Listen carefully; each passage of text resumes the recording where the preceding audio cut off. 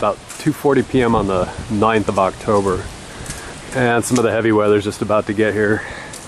Not the heaviest, but starting to get heavy. That palm that's split in half right there is a Sagres X Matafoam, I think, and it was a Vagans by Coronata. And it had Ganoderma on the base, so I just cut it down so it wouldn't hit my house. I just put a new roof on my property, so that's what that is. And I'll finish chopping it up later, but I just kind of topped it so it wouldn't be a threat. So let's take a look at before here. We'll go out in the front. I took some stills. You probably just saw them because I'll probably do a slideshow in the beginning. Streets are nice and clean. All the trees are here doing their thing. Nothing bad yet, but the show is just starting. And it'll probably run for about 24 hours, probably till late afternoon tomorrow on the 10th, which I think is a Thursday. So, and there was a laurel oak there that we cut down because it had died, so we chopped that up before. That was a few weeks ago though. We didn't know the storm was coming, but we did it just in case something was going to happen. We didn't want those big branches to fall. All right, so there's a kind of a before shot. Oh, let me stop here. I'll just bring in the back, and I have stills, but you can see the bananas. And then, so yeah, we'll definitely do a during and then an after. I'll come out when the storm's getting kind of brutal, and then we'll do an afterwards, probably tomorrow. We'll do a before on this Macaranga. Most of this will probably come down, and those bananas will all be trashed. I kind of butchered my papayas, took all the fruit off, took a lot of leaves off, so that hopefully they'll at least survive. And those bananas will probably crap out. I got a board on there to support it, which I put on a few weeks ago, but we'll see. All right, starting to rain, so I'll get one more wide shot of this Macaranga here. There it is. Get out of the rain. There's the Macaranga. That thing will probably be trashed tomorrow.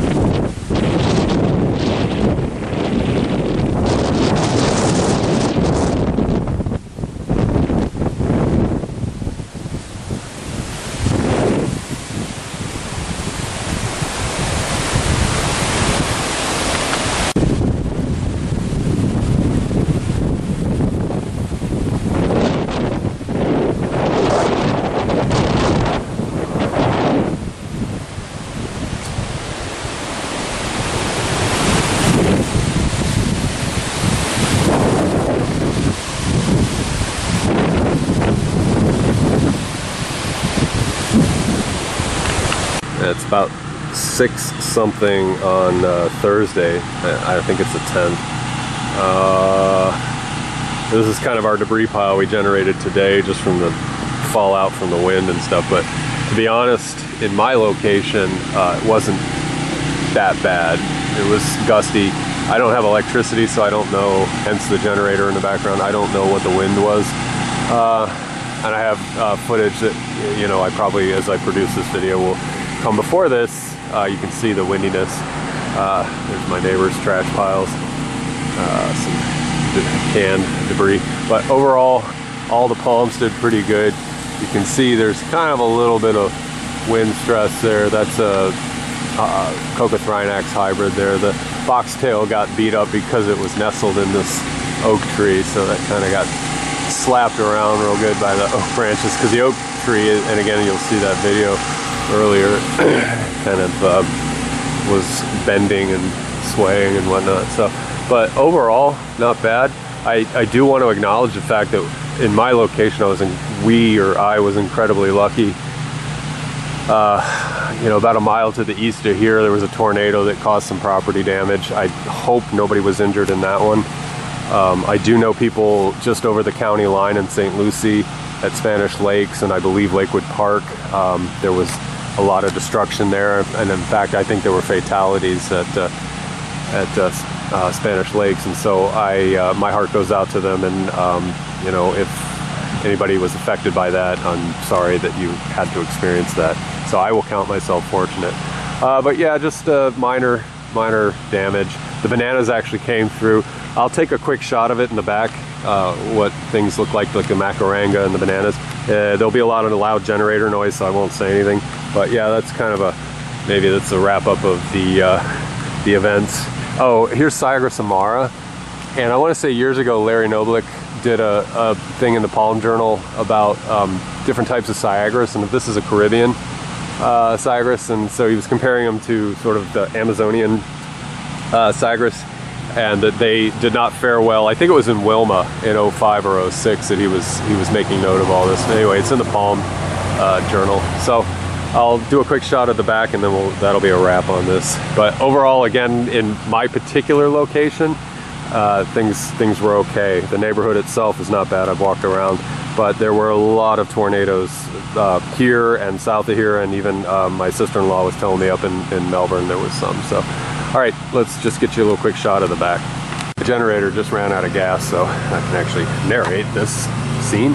And this is the Macaranga, and you can see it's a little bit sort of weather worn, but nonetheless, did well. But this was the big shocker for me, was these bananas. I thought for sure they'd get knocked down or stripped really hard, and I did cut some leaves off to try to make it a little less severe, but all of them did well. I was pleasantly surprised. That's a used to be Caniopsis oliviformis. Now I think it's Cameronia oliviformis. And I stripped my papayas out before the wind got here, and I even knocked down all the fruit. I can make papaya salad with that. So anyway, everything seems to be doing okay, all things considered. I'm at an industrial park in North Fort Pierce at Angle and Kings Highway, and I'm driving slowly. There's no traffic around me, so don't troll me too much for driving and filming, but I'm going like 4 miles an hour. Just want to show you some of what's going on here.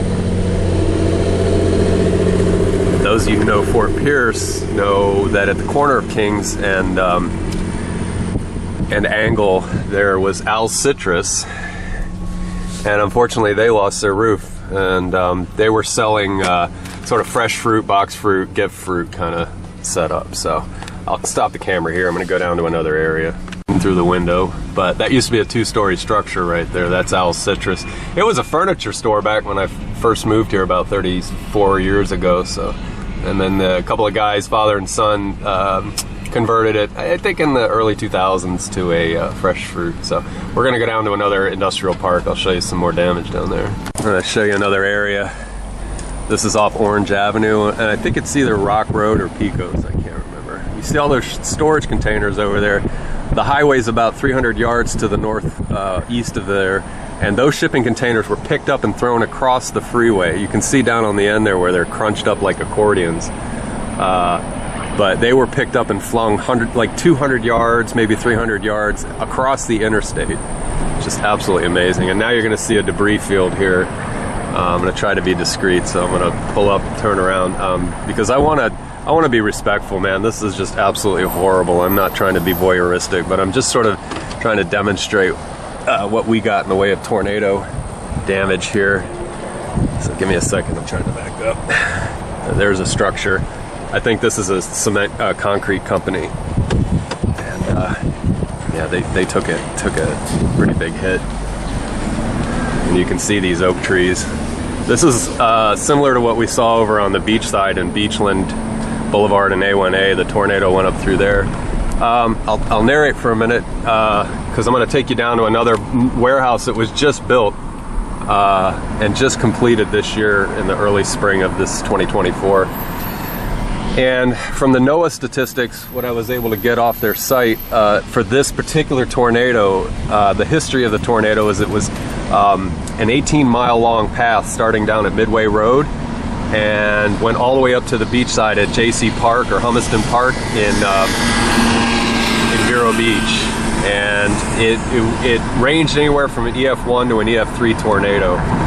And some of the destruction that you see up in Vero and what we just looked at, I would say it was definitely strong EF2 or 3, and I don't know anything. I'm just guessing that it had to have been that powerful to do what it did. So we're coming up on the new warehouse that was built, probably a couple million square feet of warehouse, and you can see, and I'm not gonna loiter too long because there's people trying to work and stuff, but you can hopefully see all that. So that's that from St. Lucie County. I'm going to stop filming, and yeah, it's just a shame. My heart goes out to all these folks.